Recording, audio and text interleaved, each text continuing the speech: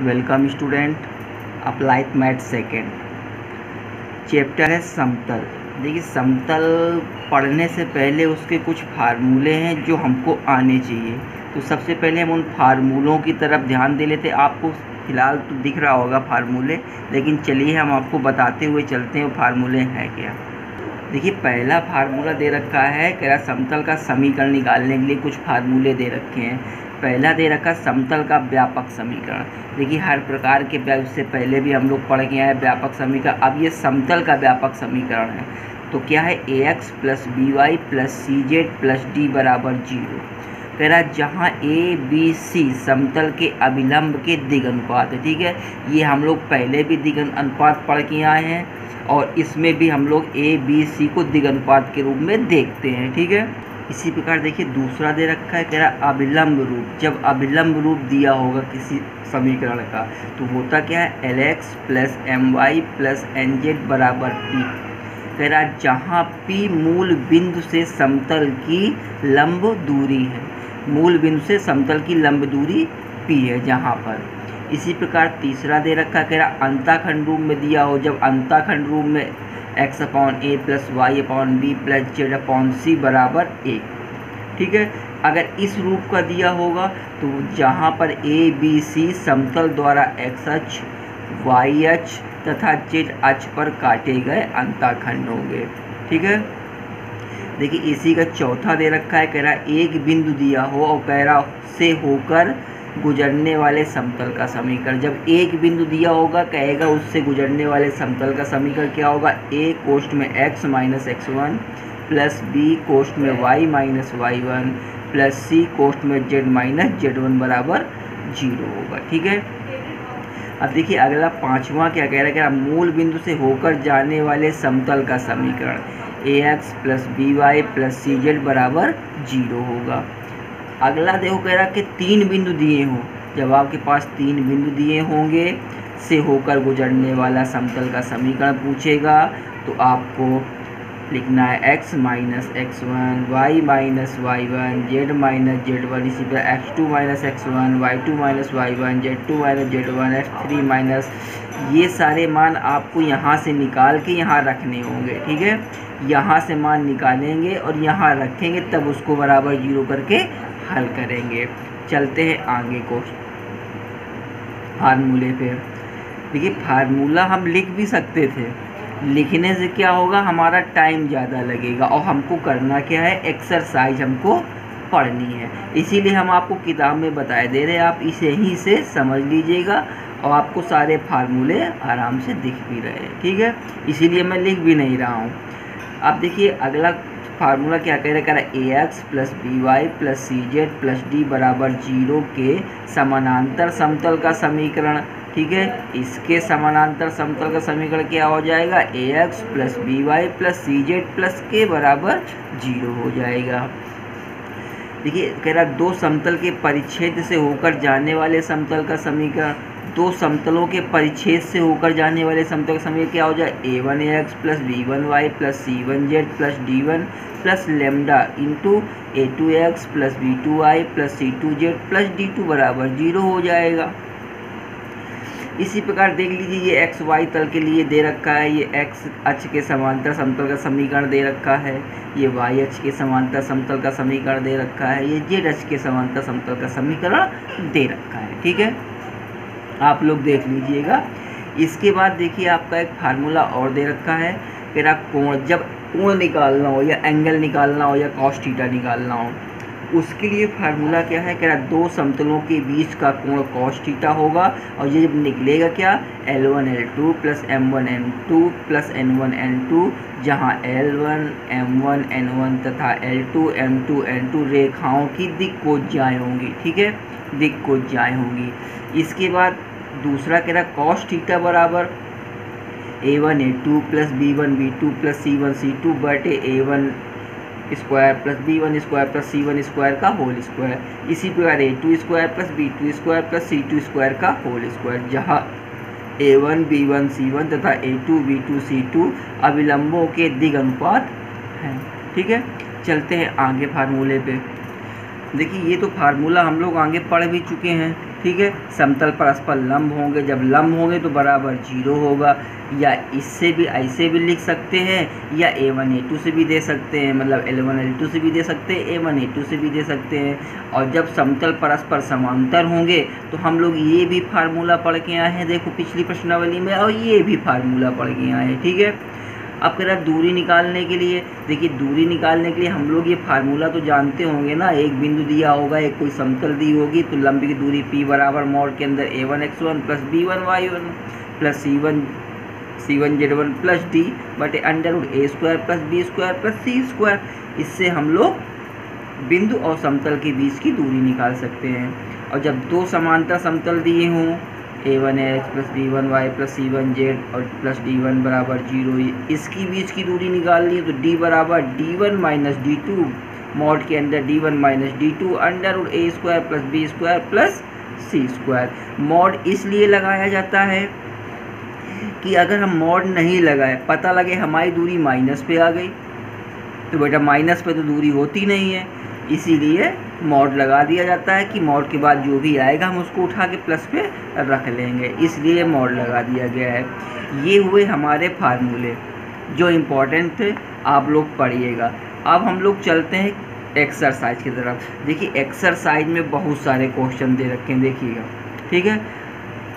ये एक वीडियो में ये सारे क्वेश्चन नहीं हो पाएंगे, इसीलिए आपके कुछ क्वेश्चन आज बताए जाएंगे और कुछ क्वेश्चन इसके नेक्स्ट वाले वीडियो में। लेकिन आज सारे क्वेश्चन आपके हल होंगे, जितने हो जाएंगे उतने ही बताए जाएंगे। तो चलते हैं पहले क्वेश्चन की तरफ। देखिए क्वेश्चन दे रखा है बिंदु से होकर जाने वाले समतल का समीकरण। अभी मैंने आपको बताया था, जब एक बिंदु दिया होगा और कहेगा समतल का समीकरण ज्ञात करने के लिए, तो उसके लिए फार्मूला देखो ये दे रखा है।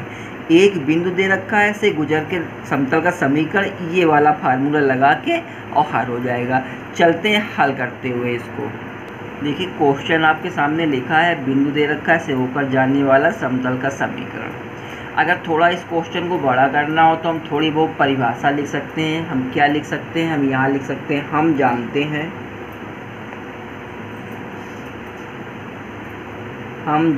हैं कि बिंदु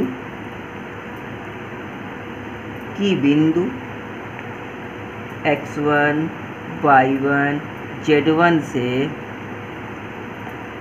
गुजरने वाले समतल का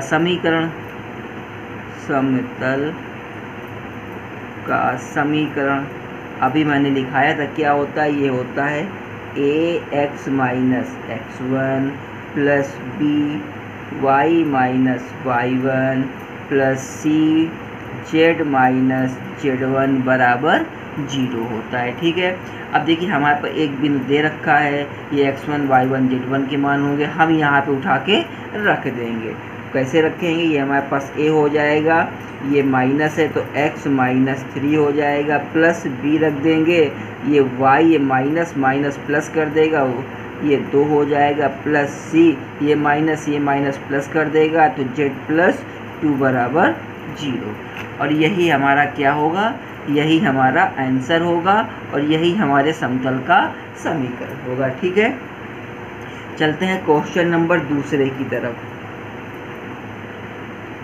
क्वेश्चन नंबर दूसरा, देखिए क्वेश्चन नंबर दूसरा क्या कह रहा है, कह रहा बिंदु, दो बिंदु दे रखे हैं, हम लिखे दे रहे हैं क्वेश्चन। कह रहा बिंदु 0, -1, 0, 3 बिंदु दे रखे हैं, ठीक है, और 3, 0 तथा 1, 1 से गुजरने वाले समतल का समीकरण, से गुजरने वाले समतल का समीकरण, ठीक है, ज्ञात करें। समीकरण ज्ञात करें, यहाँ ज्ञात कर लेना, ज्ञात करें, सलूशन की तरफ हम ध्यान दें, ठीक है। अब देखिए सलूशन की तरफ अगर हम ध्यान करें तो सबसे पहले बात तो हम ये जानें कि अगर कोई बिंदु दे रखा है, तो उससे हम समतल को कैसे निकालें।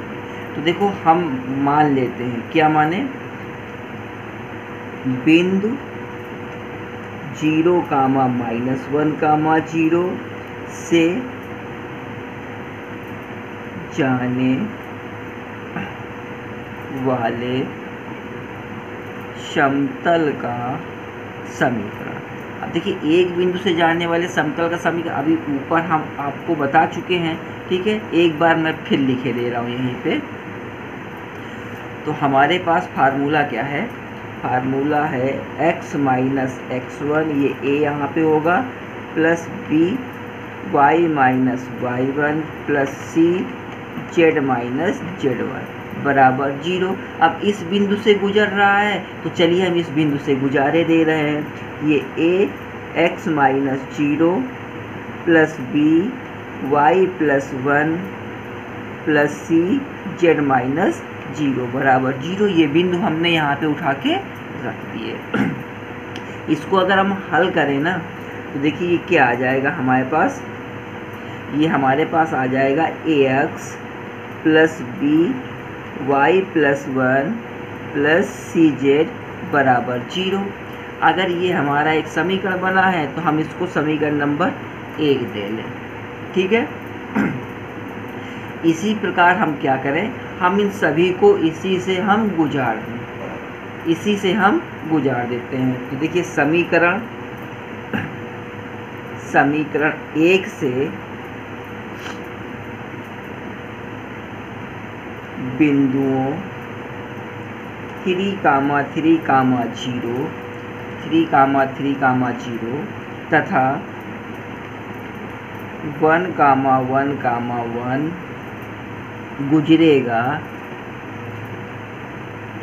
गुजरेगा यदि, अब देखिए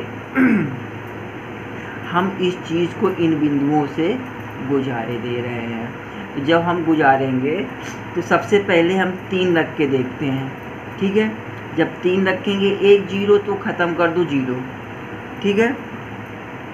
तो हमारे पास समीकरण क्या बनेगा जब हम इसी को इन बिंदुओं से गुजारना शुरू कर देंगे। तो देखिए पहला हमारे पास आएगा 3a, जब रखेंगे यहाँ पे यहाँ पे, ठीक है, यहाँ पे रख रहे हैं, इस वाले समीकरण 1 से गुजार रहे हैं, ध्यान देना, ना कि इस वाले समीकरण से, हम समीकरण 1 से गुजार रहे हैं।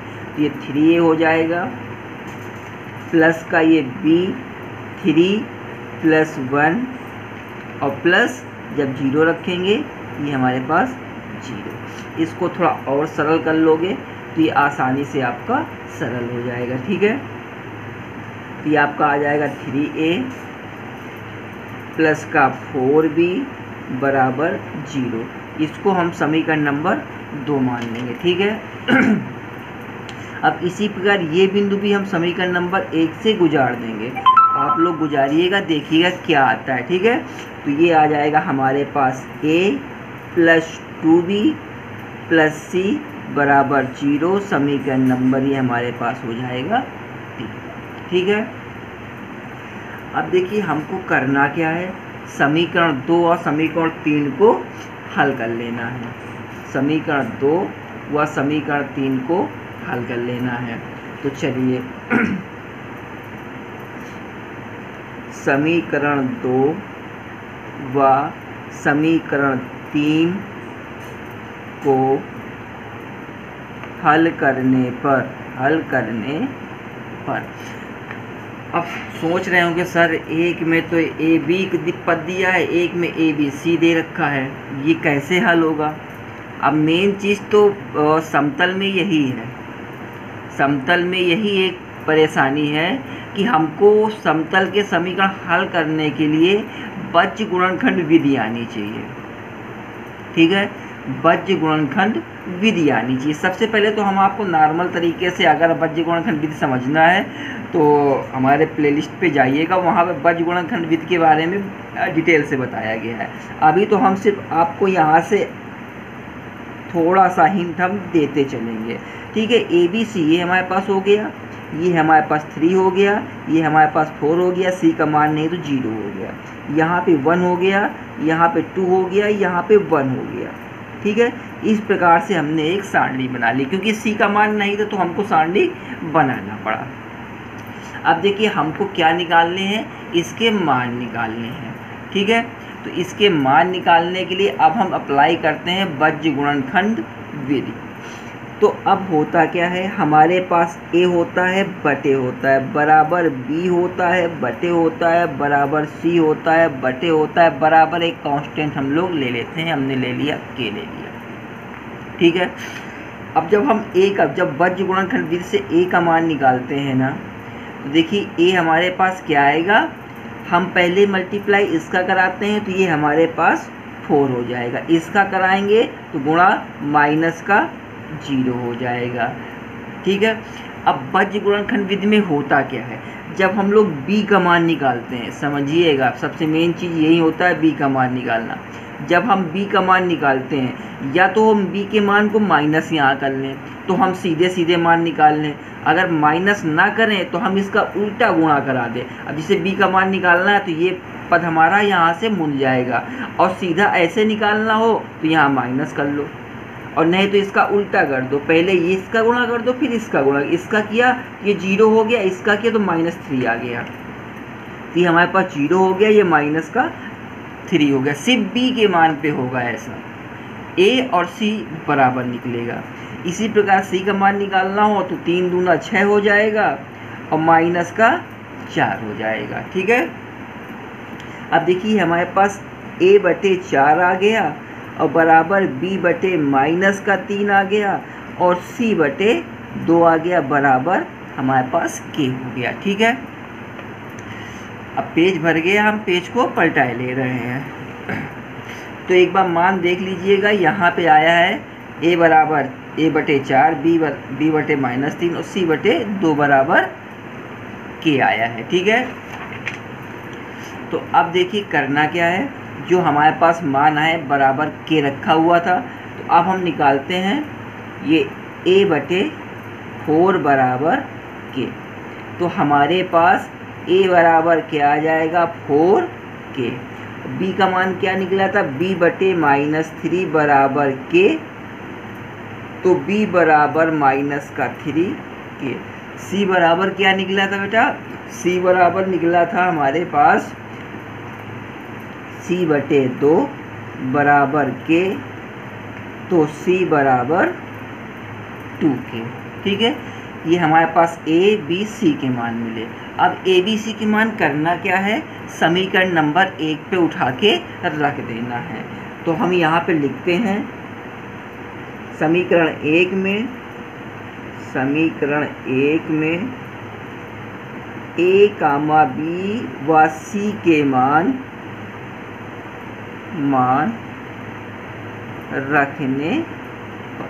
ठीक है, समीकरण 1 याद है क्या बना था, समीकरण बना था ax plus b y plus 1 plus cz बराबर 0, ये हमारा समीकरण बना था। अब यहाँ पे हमको मान रखना है, तो a का मान रखें कि आ गया हमारे पास 4xk। ठीक है, b का मान रखें तो -3k y प्लस 1, c का मान रखें तो +2zk बराबर क्या हो गया 0 हो गया। अब क्या करें हम, ये तो बाकी तो सब सही है, इसका अंदर मल्टीप्लाई करा देते हैं क्योंकि आंसर भी निकालना है। 4xk -3ky -3k प्लस का 2zk बराबर 0। देखिए अब ये पूरा सही तरीके से हल है। ठीक है, बस करना क्या है, इसको थोड़ा आगे पीछे कर लो, या तो k से कॉमन निकाल दो और आगे पीछे करते हुए चलो। तो k निकाला तो ये 4x हो जाएगा, माइनस का 3y हो जाएगा, इसको आगे ले आओ, प्लस का 2z हो जाएगा, माइनस का 3 हो जाएगा और बराबर 0 हो जाएगा। जो क्वेश्चन आपका पूछ रहा था बेटा, वही ये आंसर आपका यहाँ पे रखा है। ठीक है, अब चलते हैं क्वेश्चन नंबर 3 की तरफ।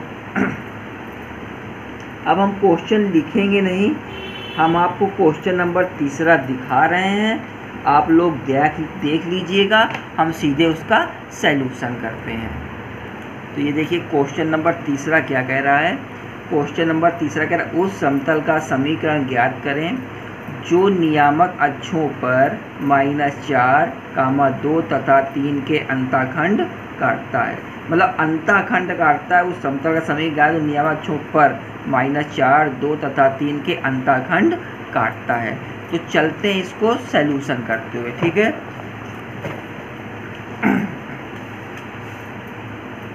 अब देखिए अंताखंड काटता है, इसलिए हमको सबसे पहले अंताखंड काटने वाले समतल का समीकरण चाहिए। तो हम लिख सकते हैं समतल का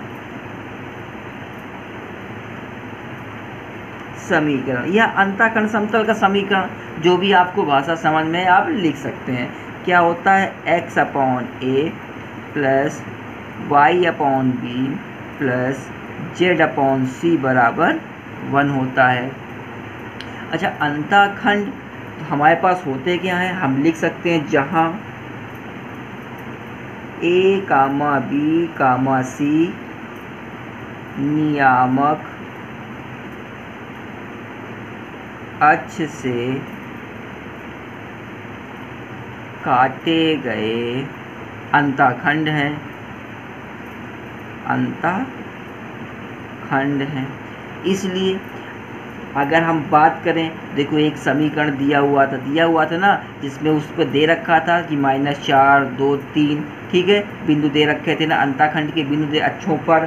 तो हमारे पास अगर देखें तो a बराबर -4 हो जाएगा, b बराबर 2 हो जाएगा और c बराबर 3 हो जाएगा। अब हम निकाल सकते हैं समतल का समीकरण। समतल का समीकरण। अब बता सकते हो कि समतल का समीकरण क्या होता है। अभी आगे बताया गया था, अभी हम भी बता के आए हैं, इसी क्वेश्चन पे लिख के आए हैं। समतल का समीकरण ये होता है ना। तो चलिए हम इस पे बस करना क्या है, यही तो हमको रख देना, a b c के मान रख देना है, तो समतल का समीकरण मिल जाएगा हमको। यही मान रख देंगे तो समतल का समीकरण बन जाएगा। कैसे बनेगा, देखिए ये हो जाएगा x/-4 plus y/2 plus z/3 बराबर 1, ठीक है। अब इस पे हम लोग लासा ले सकते हैं ना, 12 इसका लासा हो जाएगा, 12 इसका लासा हो जाएगा, देखिए इसका लासा हो जाएगा 12, ठीक है। इसको हल कर लोगे तो 4 तिहाई 12, तो ये आ जाएगा -3x, फिर आ जाएगा प्लस 2 छक्का 12, ये 6y आ जाएगा, 3 चौको 12 प्लस 4z बराबर कितना हो जाएगा 12। जो आपका ये आएगा यही आपका क्या होगा, फाइनल आंसर होगा। अब काटे गए अंताखंड समतल का समीकरण होगा, ठीक है। क्वेश्चन नंबर 4 की तरफ चलें। अब आप लोग कहेंगे कि सर क्वेश्चन नहीं लिख रहे हैं, तो बेटा क्वेश्चन लिखने में भी कम से कम 25 से 30 सेकंड तो लगते होंगे, इससे ज़्यादा ही लगते होंगे। उससे अच्छा है हम क्वेश्चन आपको दिखाई दे रहे हैं, आप देख लीजिए, क्वेश्चन हल होता चला जाए, ठीक है। इसी प्रकार देखिए क्वेश्चन 4 क्या कह रहा है, मैं क्वेश्चन दिखाऊं आप लोगों को।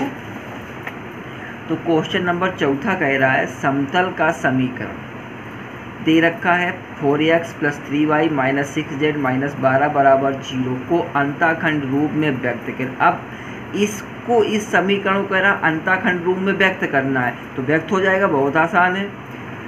नियामक अक्षों पर इसका अंताखंड भी ज्ञात करना है, तो कोई दिक्कत वाली बात है ही नहीं है। जब इसको हम अंताखंड रूप में व्यक्त कर लेंगे तो उसके हम अंताखंड भी ज्ञात कर लेंगे तुरंत। चलिए देखते हैं, आपने कह दिया बहुत आसान है, चलिए इसको भी हल कर लेते हैं।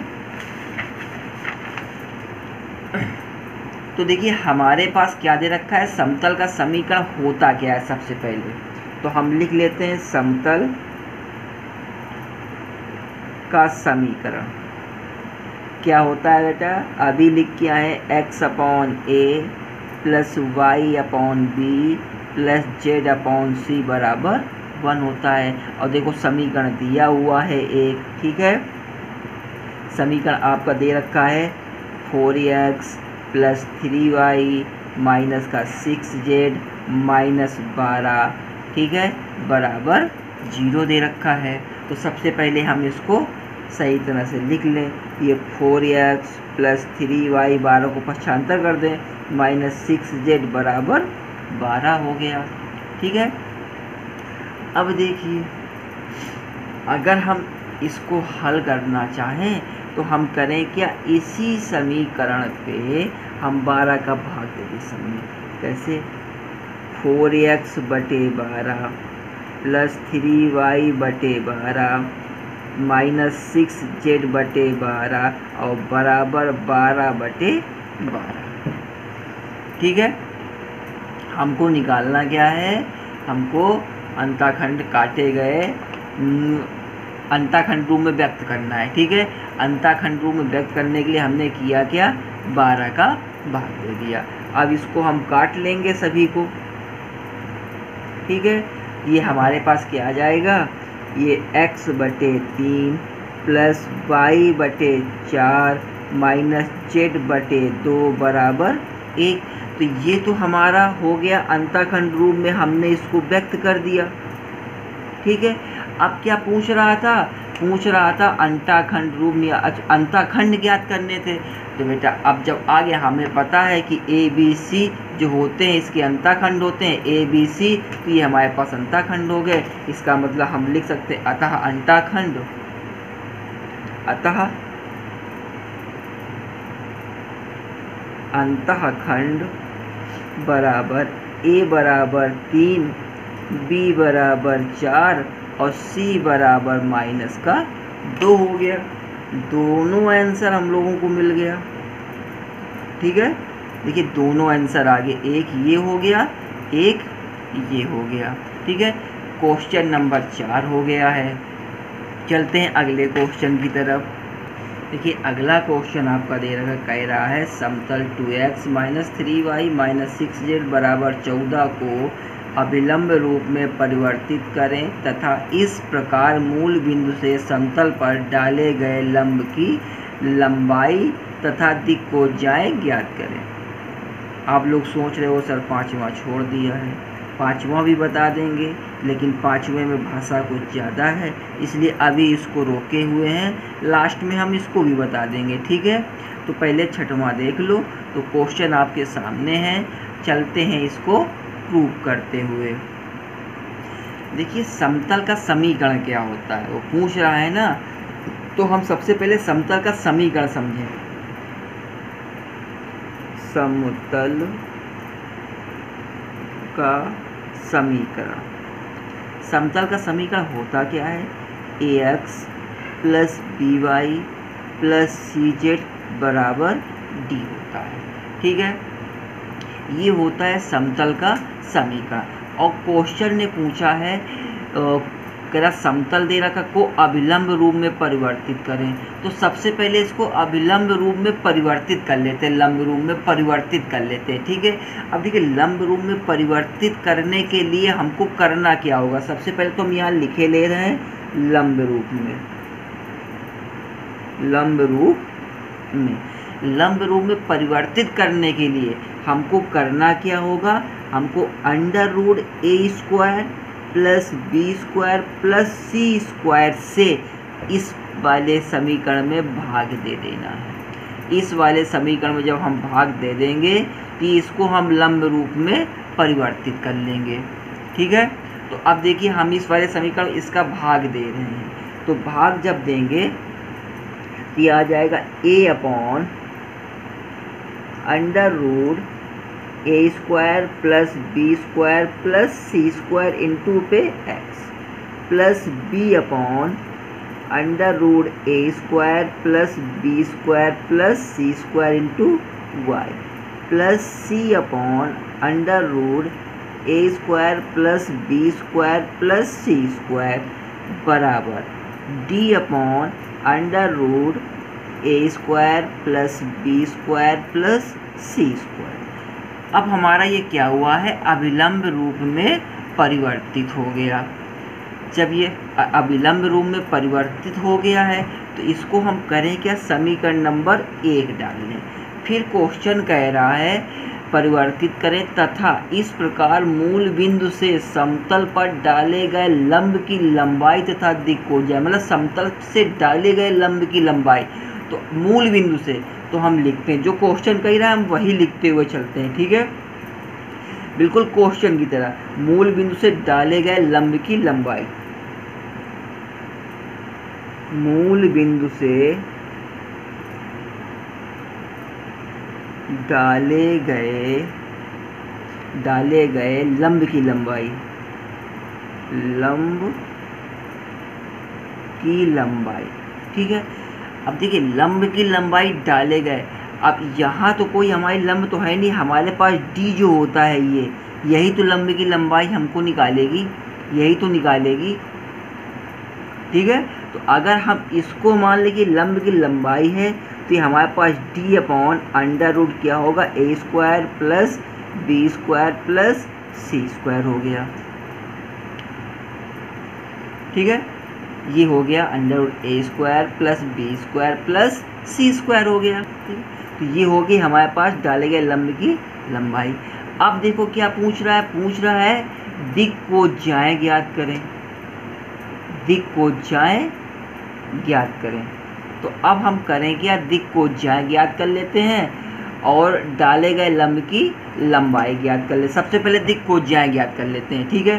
तो अब दिक् को जाए के लिए तो हम लिखें दिक् को जाए, दिक् को जाए। अब दिक् को जाए तो हमारी यहाँ से निकल आएंगी ना, यहाँ से हमारी दिक् को जाए निकल आएंगी, यहाँ पे जेड लिख लेना, ठीक है। दिक् को जाए निकले तो पहली क्या निकलेगी, ये A upon under root A square plus B square plus C square. अब हमको ए बी सी के मान चाहिए और देखो क्वेश्चन ने उसने क्या कहा था, एक समतल दे रखा था, देखिए समतल दे रखा था, यहाँ पे समतल दे रखा था। क्या दे रखा था, ये 2x minus 3y minus 6z बराबर 14, ये एक समतल दे रखा था। तो यहाँ से ये ए का मान, ये बी का मान, ये सी का मान हो जाएगा, ए का मान, बी का मान, सी का मान हो जाएगा। तो यहाँ पे हम रख सकते हैं, ये हमारे पास आ जाएगा पहला 2 बटे अंडर रूट 2 का स्क्वायर 4, 3 का स्क्वायर 9, 6 का स्क्वायर 36, ठीक है। 36 4 40 9 49, तो ये हमारे पास आ गया 2 बटे 7, ठीक है। इसी प्रकार हम b का निकालना चाहें, b बटे under root A square plus B square plus C square, सारे मान दे रखे तो ये माइनस पे आ जाएगा, ये हमारे पास आ जाएगा माइनस का 3 बटे 7 हो जाएगा, ठीक है, माइनस का 3 बटे 7 हो जाएगा। इसी प्रकार c का मान निकालना चाहें तो c बटे under root A square plus B square plus C square दे रखा है, ठीक है। तो बराबर c का मान -6 है, तो ये हमारे पास -6 बटे 7 आ जाएगा, ठीक है। दिक् को जाए निकाला है, लंबाई पूछ रहा है तो समीकरण हमारे पास दे रखा है, समीकरण दे रखा है 2x minus 3y minus 6z बराबर 14।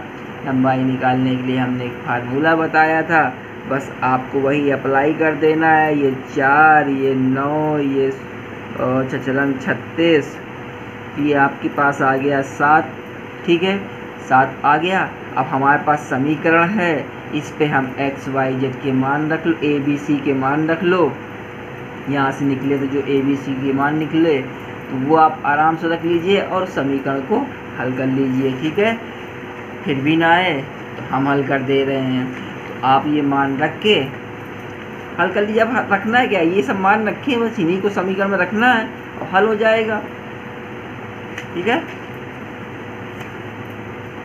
चलो अच्छा, ये आ जाएगा 2 बटे 7x माइनस का 3 बटे 7y माइनस का 6 बटे 7z और बराबर, ठीक है। ये आपका समीकरण बनके निकल आया। यही आपका आंसर होगा। चलिए क्वेश्चन नंबर चलते हैं 7वें की तरफ, क्योंकि टाइम भी आपका बड़ा ज़्यादा होता चला जा रहा है, तो जल्दी से क्वेश्चन नंबर 7वें को हल कर लिया जाए। क्वेश्चन नंबर 7, देखिए क्वेश्चन नंबर 7 क्या कह रहा है। अब देखिए क्वेश्चन नंबर 7 कह रहा है समतल का समीकरण दे रखा है को अभिलंब रूप में परिवर्तित करें। बिल्कुल सेम है, अभिलंब रूप में आपको इसको परिवर्तित कर देना और कुछ नहीं निकालना है आपको, ठीक है। डाले गए लंब की लंबाई निकालना है, ना मूल बिंदु से निकालना है, सिर्फ करना क्या है, समतल को समीकरण को अभिलंब रूप में परिवर्तित कर देना है, ठीक है। लगाइएगा, बिल्कुल सेम है। 8वें का पहला देखो 2 पार्ट है, हम एक बता देंगे। पहला कह रहा समतल दे रखा है 2x - 3y + 4z बराबर 1 तथा -x + y बराबर 4 के बीच का कोण ज्ञात कीजिए, ठीक है। बीच का कोण ज्ञात कीजिए। चलिए क्वेश्चन नंबर 8वें की तरफ चलते हैं। तो 7वां आप लोग लगा लीजिएगा, क्वेश्चन नंबर 8वां। क्वेश्चन नंबर 8 में आपके पास बीच का कोण पूछ रहा है, तो हमको पता है बीच का कोण क्या होता है, ये होता है कॉस थीटा। जब 2 समतल दिए होते हैं ना, तब होता है cos theta a1 a2 + b1 b2 + c1 c2 बटे √ a1² + b1² + c1² √ a2² + b2² + c2²। ये होता है उसका फार्मूला। और दिए गए समीकरण कौन कौन से हैं मैं लिखे दे रहा हूँ। पहला समीकरण दिया हुआ है 2x - 3y + 4z बराबर 1, ये फर्स्ट समीकरण दिया हुआ है। दूसरा -x + y दे रखा है बराबर 4, समीकरण नंबर दूसरा दे रखा है, ठीक है। अब आपको करना क्या है, इनसे सबसे पहले इनसे मान निकाल लेना, क्योंकि a1 a2 b1 b2 पूछ रहा है, तो इससे इसके मान निकाल लेना है। तो चलिए इसके पहले सबसे पहले मान निकाल लेते हैं। अब हमारे पास किताब सामने रखी है, हम उसी से निकाले दे रहे हैं। तो यहाँ पे a1 और ये a2, ये b1 और b2, ये c1 और ये c2, ठीक है। ये हमारे पास a1 हो जाएगा 2, ये माइनस का 1 हो जाएगा, माइनस का 3 हो जाएगा, 1 हो जाएगा, ये 4 हो जाएगा, ये हमारे पास 0 हो जाएगा। फार्मूला उधर हमने बताया ही था, तो फार्मूले में ये सारे मान आप रखेंगे, हम गुणा करते हुए रखते चले चल रहे हैं। तो हमारे पास कॉस थीटा हो जाएगा बराबर a1 a2 माइनस का कितना हो जाएगा, माइनस का 2 हो जाएगा, प्लस b1 b2 कह रहा है तो माइनस का ये 3 हो जाएगा, माइनस का 3 प्लस c1 c2 कह रहा है तो ये हमारे पास 0 हो जाएगा, बटे इसका स्क्वायर इसका स्क्वायर इसका स्क्वायर। तो 2 दूनी 4, 3 त्रिक 9, 4 चौको 16, ठीक है। ये हो जाएगा 4 + 9 + 16 इंटू √ इसका स्क्वायर इसका स्क्वायर इसका स्क्वायर। तो ये 1 + 1, ये हमारे पास आ जाएगा -5 बटे ये 2 हो जाएगा, ये 16 4 20 9 29, 29 गुणते 2, तो √58। तो हमारे पास कॉस थीटा बराबर आ गया -5 बटे √58। तो ये हमारे पास निकल आएगा थीटा बराबर आ जाएगा कॉस इनवर्स -5 बटे √58। बीच का कोण पूछ रहा था, तो बीच का कोण हमारा ये निकल के आ गया, ठीक है। अब चलते हैं क्वेश्चन नंबर 9 की तरफ। क्वेश्चन नंबर 9, ठीक है। 9वां क्वेश्चन में पढ़े दे रहा हूँ। कह रहा उस समतल का समीकरण ज्ञात करो जो बिंदु दे रखा है, हम बिंदु लिखे दे रहे 1, 0, -2 से होकर जाता है तथा समतल युग्म। अब देखिए समतल युग्म में आपके पास दे रखा है, समतल युग्म आपको दे रखा है, कह रहा है 2x + y - z - 2 बराबर 0 तथा एक दे रखा है x - y - z - 3 बराबर 0 पर लंब है, ठीक है। 0 पर लंब है। ये आपके पास बिंदु दे रखा है, ये दो समतल युग्म दे रखे हैं जो ये दोनों आपस में लंब कह रहा है। ठीक है, तो सबसे पहली बात तो हम जो समतल दे रखे हैं इसको समीकरण नंबर 1 और इसको समीकरण नंबर 2 मान के चलते हैं। तो समतल 1 समतल 2 मान लिए। अब हम इस बिंदु से गुजरने वाले समतल का समीकरण निकाल लेते हैं। तो देखो होता क्या है, ये होता है a x minus x1 plus B y minus y1 plus C z minus z1 बराबर 0। ये बिंदु रखेंगे तो ये हो जाएगा a x माइनस 1, ये हो जाएगा प्लस का बी वाई, ये हो जाएगा प्लस का सी z प्लस 2 बराबर 0। ठीक है, अगर बना है तो इसको समीकरण नंबर 3 मान लो। ठीक है, अब देखिए ये जो दो समीकरण लंब है, अगर लंब है यदि समतल 3, समतल 1 तथा समतल 2 दोनों पर लंब है। अगर समतल 1, चलो हम लिखे दे रहे हैं, यदि समतल 3, समतल 1 तथा 2 दोनों पर लंब हैं तो अगर समतल 1 समतल 2 दोनों पर लंब है तब क्या करना, लंब है तो सिर्फ इसमें करना क्या, a b c रख देना है, मतलब इसकी जगह लंब की जगह। ठीक है, ये हमारे पास हो जाएंगे 2a प्लस बी माइनस का c बराबर 0, लंब है ये अपने हट जाएंगे। ठीक है, दूसरा हो जाएगा a माइनस बी माइनस सी बराबर 0, समीकरण नंबर 4, समीकरण नंबर 5। अब देखिए ये हमारे पास है। अब हमको बज्र गुणनखंड विधि से इम्पॉर्टेंट है, बज्र गुणनखंड विधि बिल्कुल इम्पॉर्टेंट है, आप लोग पढ़िएगा, बिना उसके आप क्वेश्चन को समीकरण को हल नहीं कर पा रहे हो। बज्र गुणनखंड विधि से आपको ये हल करना है। तो समीकरण हम लिखे दे रहे, समीकरण 4 व 5 को बज्र गुणनखंड विधि से हल करने पर, ठीक है, तो यहाँ पे हमारे पास a बटे b बटे c बटे और बराबर एक कांस्टेंट। ठीक है, बराबर एक हमारे पास कांस्टेंट। जब हम a का मान निकालेंगे तो माइनस का 1, माइनस माइनस प्लस और माइनस 1।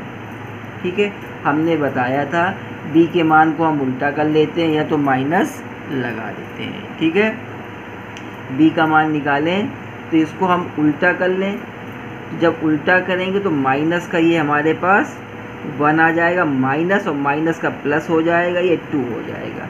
जब इसका मान निकालें तो माइनस का हमारे पास 2 हो जाएगा, प्लस का 1 हो जाएगा। ठीक है,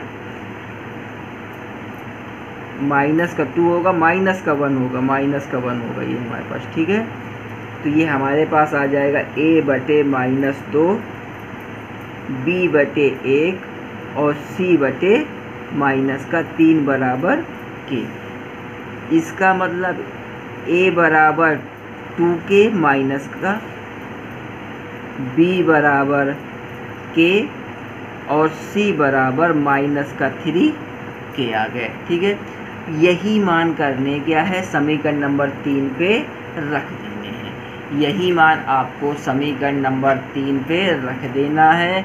जैसे रखेंगे वैसे समतल का समीकरण आपको मिल जाएगा। तो चलिए हम मान रखते हैं। तो समीकरण नंबर 3 हमारा ये है, तो यहाँ रखें, ये आ जाएगा माइनस का 2k x माइनस 1 प्लस हाँ प्लस हो जाएगा, प्लस यहाँ पे ये हो जाएगा k और ये y हो जाएगा, या y माइनस 0 लिख ले, माइनस का 3k और z प्लस 2 बराबर 0। अब देखिए अब करना क्या, इसका आपको अंदर गुणा कर देना है और आपको तोड़ के लिख देना है। अब इसको सॉल्व करने का काम आपका होगा, इसको आप लोग सॉल्व करिएगा, सिर्फ इसका मल्टीप्लाई अंदर होगा, इसका मल्टीप्लाई अंदर होगा। अब बस जो कट घट रहे हैं या जोड़ रहे हैं उसको जोड़ के आपको रख लेना। हम इसका आंसर लिखे दे रहे, ये आएगा 2x minus Y plus 3z और प्लस का 4 बराबर 0। यही आपका आंसर होगा। ठीक है, ये आपका आंसर होगा। आपको इस प्रकार से आंसर को निकालना होगा। तो आज के लिए आपको इतना काफ़ी है। 9 नंबर तक क्वेश्चन हो गए हैं, 10वां नंबर आपको इसके नेक्स्ट वाले वीडियो में। तब तक आप लोग पढ़िए, एंजॉय कीजिए।